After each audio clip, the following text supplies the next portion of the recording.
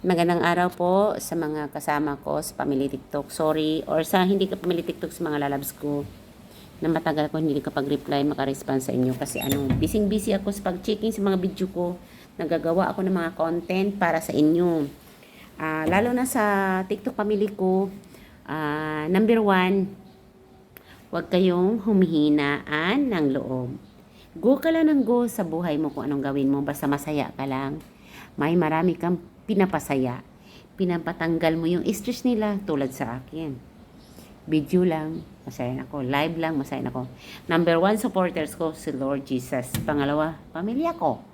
Pangatlo, sarili ko. At pang-apat kayo. Panglima, mga kaibigan ko. Diba? Lalo na si Pusong Pinoy. Thank you Pusong Pinoy last night sa blessing binigay mo sa akin. Hindi ko inaasahan talaga. May binigay ka sa akin. Kasama na yung mga family TikTok ko. Kaya patawad. Matagal ko na pag-reply.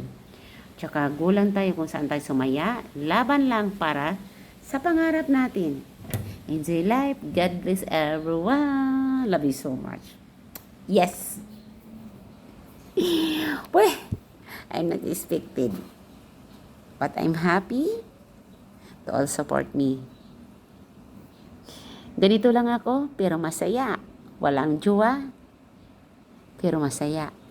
Kung dumating man siya sa buhay ko, congratulations to me. I'm proud to me.